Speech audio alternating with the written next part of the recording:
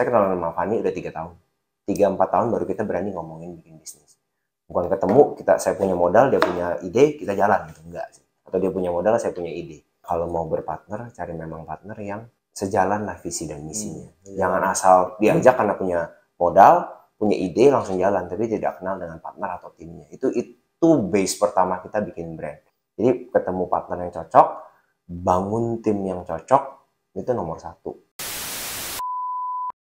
Kalau soal operasional saat ini jualannya selain di Shopee, di TikTok, Di Shopee, TikTok, kita 2 platformnya dan website. oh website. Guel punya website www.guel.id. Jadi website juga masih baru launching tahun ini. Oke. Jadi kita sekarang ada di 3 itu. Kalau manual juga ada via WhatsApp. Oke, WhatsApp juga bisa. WhatsApp kita bisa buat ibaratnya klien-klien lama kita lah, klien-klien lama, klien-klien VIP. Itu lebih banyak WhatsApp mereka. Oke. Dan di WhatsApp itu lebih tailor lah kali ya servisnya. Kalau di Shopee kan itu kayak basicnya lah, ya quick buy lah. Ini orang yang pertama kali mau kenal Guel, dia jadi Shopee, gampang semua ada. Tapi kalau di WhatsApp kita bisa tailor requestnya dia, kirim kapan, mau buat birthday, mau kasih package ke orang, terus mau belinya, ya kita bisa banyak gerak kalau di WhatsApp atau di website, karena itu rumah kita sendiri ya. Tapi kalau ditanya platform, saat ini kita jualan di e-commerce, dari Shopee dan TikTok, website, WhatsApp, dan di modern trade, sama di pasar tradisional. Lengkap ya channelnya sekarang? Lumayan. Setelah 6 tahun, kita mulai merambah ke semuanya. Gimana caranya jaga stoknya akurat kalau penjualannya di banyak platform seperti itu? Kalau dulu kita semua by manual. Ya, dari awal kita launching sampai 2023, 2024 kita semua by manual. Tapi di 2024 ketika SKU kita udah banyak, lalu untuk stok juga MOQ kita naikin supaya bisa mengakomodir semua stok, mulai kewalahan sih kalau kita manual. Jadi akhirnya di awal tahun ini kita mulai pakai omnichannel. Jadi seluruh stok itu terintegrate di satu platform, satu interface. Jadi stok across setiap kali lakukan penjualan, stok di semua platform kan update. Itu yang bikin secara operasional jauh lebih efisien, sama human error-nya juga jauh lebih rendah dibanding kita kerjain manual. Kalau boleh tahu tadi pakai omnichannel-nya apa? Kita pakai Desti. Oh, pakai Desti. Sama. Aku juga pakai Desti. Ya kebetulan di awal tahun kita di approach sama Desti, kita ngobrol-ngobrol, dan menurut kita dibanding yang beberapa yang nawarin, memang Desti yang paling inline sama kebutuhannya beauty industry kita. Dan beberapa teman beauty brand juga, kan kita sesama beauty founder kan ada perkumpulan. Nah mereka pun beberapa ada yang pakai Desti. Jadi menurut mereka pemakaiannya oke, cara pakainya oke, kita coba. Ini udah jalan, berarti mau 6 bulan. So far so good. Oke. Cool. Nah, kalau dari ekspektasi, misalnya ya, kalau ini kita mulai dari nol lagi ya, what would you do differently?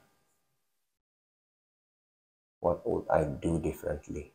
Kalau ini semua kita restart from zero. This Guel. Iya. Yang pertama mungkin gue pakai omnichannel dari awal. Karena ternyata enak banget. Capek ya kerjaan manual. Basicnya gue operation. Gue basicnya operation, basicnya memang orang keuangan dan operationnya memang megang stok. Karena dulu kerjaannya setiap bulan stok opnam. Ya, jadi di bawah gue banyak yang ngerjain beginian. Jadi gue pikir bisa lah, bisa. Toh selama ini berjalan dengan sistem yang gue bangun, dengan SOP yang tepat ya. Karena tanpa SOP ya sembarangan. Udah ada SOP pun masih mungkin ada salah. Tapi omnichannel itu kayak membuat segalanya jadi lebih mudah. Karena semua udah pakai sistem. Kerja yang tadi kita kerjain 2 jam, di omnichannel mungkin 2 menit gitu. Begitu sih. Itu yang hal pertama mungkin gue rubah. Ada hal lain? Kayak mungkin kita, kalau secara marketing enggak. Kalau iklan? Untuk saat ini kita merasa langkah yang kita lakukan so far nggak bisa dibilang terbaik, tapi ya lumayan Sesuai tepat, harapan. sesuai. Ya makanya sering gue bilang, ya puji Tuhannya setiap kali kita lakukan something, kita berasa momennya pas. Kita masuk ads di 2023 ketika ini booming organik. Baru masuk ya? Baru masuk ads. Dari 2023 akhir, kita masuk ads. Karena ini booming organik, ads-nya kedorong banget, naiknya kenceng. Coba kita masuk ads di 2022. Saat ini belum booming organik. Mungkin budget yang kita buang udah lebih banyak, tapi boomnya nggak se-booming ini. Ini makanya out of our control sih kalau yang boomingnya Fusion. Kita juga bingung jujur sebagai founder. Sebagai tim kita juga bingung. Kalau ditanya apa yang kita lakukan, mungkin cuma berdoa kali ya. Tiba-tiba duar naik. Setelah itu langkahnya sisanya mengikuti. Ads, omnichannel. Karena dengan banyaknya penjualan, omnichannel membantu secara operasional. Sangat. Karena apapun jualan, hebat di branding, hebat di jualan, banyak penjualan. Kalau operasional tidak rapi, itu sih menurut saya bom waktu. Yang cuma nunggu. Karena ujung-ujungnya customer komplain. Karena kalau banyak salah, stok salah, pengiriman salah. Masih ada salah nggak? Masih. Tapi ini udah kita minimalisir sebisa kita. Kadang juga kesalahan itu tidak sepenuhnya milik brand. Karena kan kita pakai jasa ketiga kurir. Nah, kadang-kadang jasa perantara kurir ini juga bisa aja mereka punya kesalahan kan. Tapi kan sebagai customer, mereka tidak mau tahu. Nyalain COD nggak? Kita nggak nyalain. Nyalain ya? Kita tidak nyalain COD. Cuman bukan menyasar customer COD lah ya. Bukan menang mending ya. Agak kewalahan. Oh, iya. Kita pernah nyalain jujur. Pernah nyalain? Pernah nyalain. Tidak berjalan. Oke. Iya. Lebih banyak susahnya daripada berjalannya. Kira-kira untuk saat itu kita putuskan kita tidak nyalakan dulu. Kalau tingkat repeat ordernya 60%. Tinggi banget ya. Ya, kita pernah lakukan research pakai third party untuk di pembelian kita, terutama di complexion itu repeat ordernya 60%. Kita punya produk ini, kita punya refillnya. Jadi ini kan cushion, ada casing, ada kaca. Di dalamnya kan ada itunya. Kita ada jual isinya doang. Tingkat penjualan refill kita hampir 1:1 dengan penjualan casing kita. Which is berarti kan orang yang beli refill berarti kan orang yang sudah pernah coba casingnya. Adalah beberapa yang cuma beli refill. Tapi maksudnya most of them tuh sudah punya casing, dia mau isinya doang. Dari situ kita juga bisa lihat repeat purchase-nya ada. 60% harusnya di atas rata-rata industri. Ya, lumayan.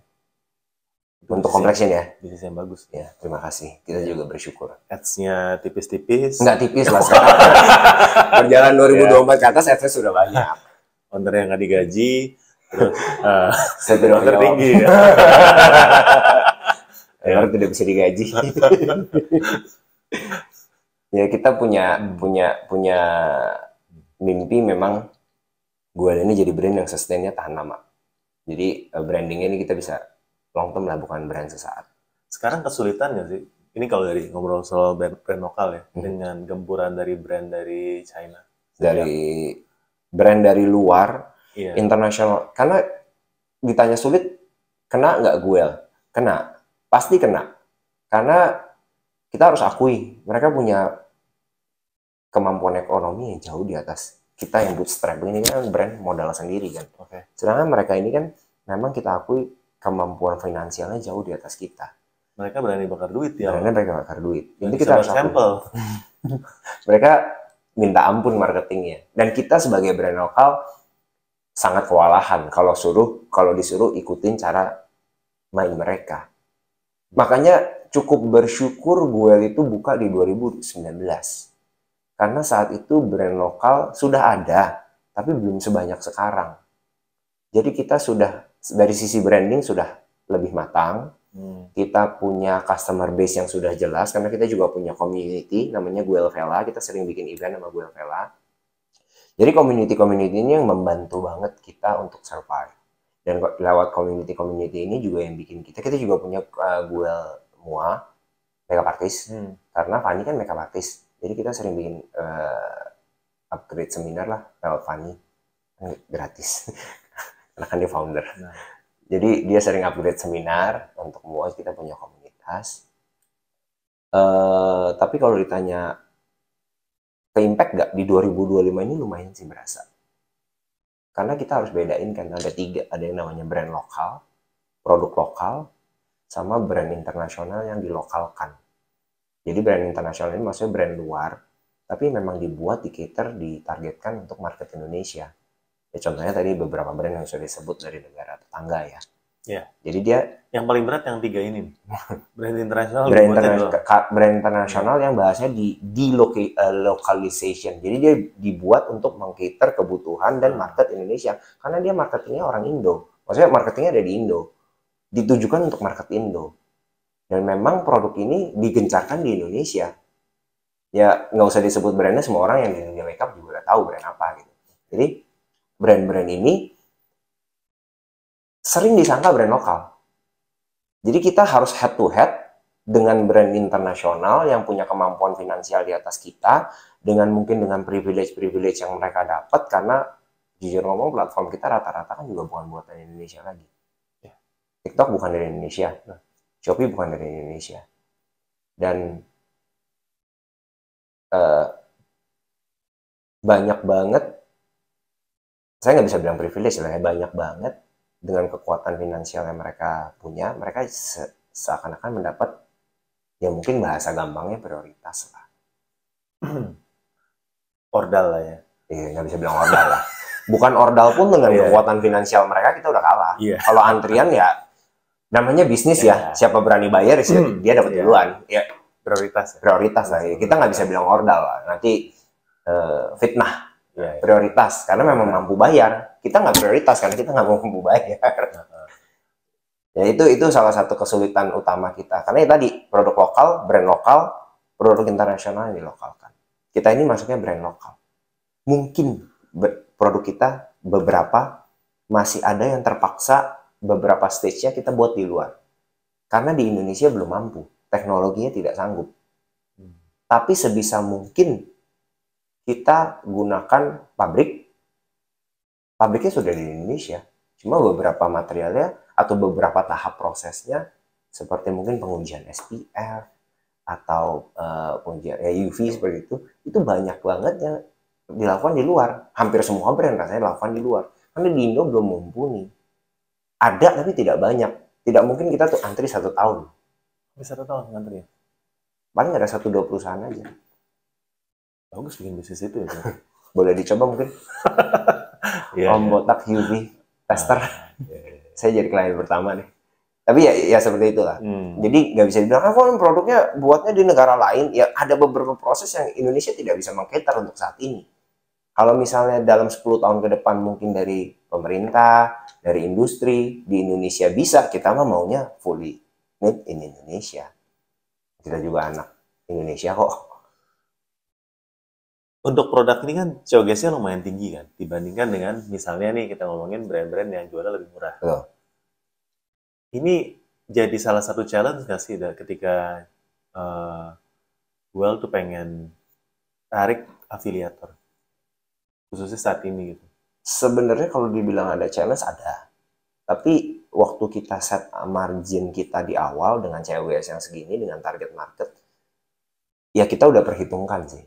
Walaupun memang belakangan dengan potongan-potongan platform fee yang pelan-pelan naik-naik ke puncak gunung ini, kita agak kewalahan dengan harus ada affiliate fee. Itu kan sebenarnya biaya marketing lah ya. Biaya marketing. Cuma seberapa besar biaya marketing yang harus kita keluarkan? Karena kan tetap kita internal harus kasih makan karyawan. Ada tim operasional yang harus kita gaji.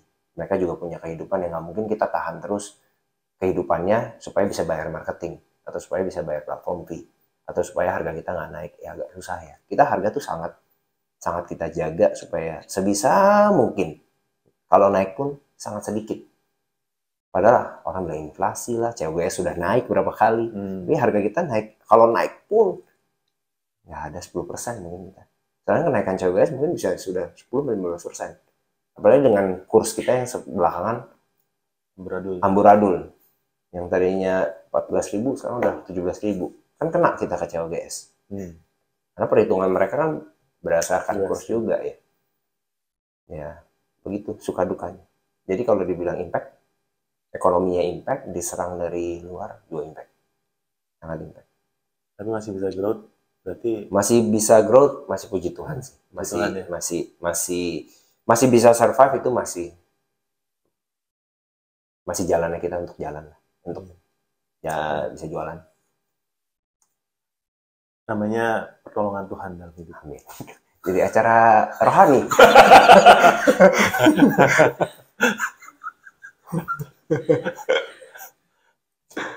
Mungkin satu kata lagi ya. Satu kalimat buat closing aja buat teman-teman brand lokal nih yang pengen bikin brand, tapi kalau dilihat kan bikin brand itu tadi perjalanannya harus ketemu momentum yang pas, harus sabar, ya kan? Terus kalau dilihat dari gue kan timnya lengkap tuh, finance ada, yang tim orang produknya ada, ya R&D-nya ada. Betul. Bisnisnya harus lengkap gitu. Dan apa sih yang sebenarnya bisa bikin kalian sustain juga selama ini juga dengan serangan ekonomi lah tadi, serangan dari brand luar. Mungkin pesan buat teman sesama brand lokal tuh gimana sih caranya bikin brand ini? Kalau untuk yang baru mau mulai, baru mau mulai, terutama dalam bikin brand sih, kalau memang mau sendiri, bangun tim yang kuat sih. Itu fondasi awal kita. Jadi bangun tim di bawah itu harus yang kuat. Kalau mau berpartner, cari memang partner yang sejalan lah visi dan misinya. Jangan asal diajak karena punya modal, punya ide langsung jalan, tapi tidak kenal dengan partner atau timnya. Itu base pertama kita bikin brand. Saya kenal sama Fani udah 3 tahun. 3-4 tahun baru kita berani ngomongin bikin bisnis. Bukan ketemu, saya punya modal, dia punya ide, kita jalan gitu. Enggak sih. Atau dia punya modal, saya punya ide. Jadi ketemu partner yang cocok, bangun tim yang cocok, itu nomor 1. Terus kedua, setia sama branding yang udah kita bikin. Jangan gampang diombang-ambing sama pasaran. Kita bangun brand Guel, maunya seperti ini, kita tahu ini yang kita buat yang terbaik yang kita bisa, jadi kita stay aja. Nggak ada diskon, stay sama brandnya. Jangan pernah sekali-sekali kita kecemplung sama namanya perang harga. Brand value-nya harus jelas ya? Brand value-nya harus jelas, brand positioning-nya harus jelas. Kalau mau main harga di bawah 100.000 misalnya, nggak apa-apa. Tapi jangan terpancing sama yang namanya main harga. Itu pengalaman saya pribadi ya, might work, might not. Tapi saya pribadi di Guel, main harga itu salah satu red light-nya kita. Karena dengan main harga itu membiasakan orang tidak memvalue brandnya sesuai dengan harga yang sesungguhnya, yang kita mau. Karena kita men-set harga itu kan, makanya Guel kan set harga sesuai dengan value yang kita mau taruh di dia. Bukannya kita overprice terus kita potong. Enggak, memang value-nya kita mau segitu. Makanya kita tidak mau diskon. Berarti di platform juga harga coret juga nggak ada? Tidak ada. Kalau sampai ada coret, mungkin support dari platform ada. Tapi kita tidak pernah harga coret. Kita tidak pernah harga 320.000 atau 350.000 terus dijual sepanjang tahun 199.000. Enggak, harga kita 199. Itu yang kedua. Yang ketiga, ini prinsip pribadi saya ya.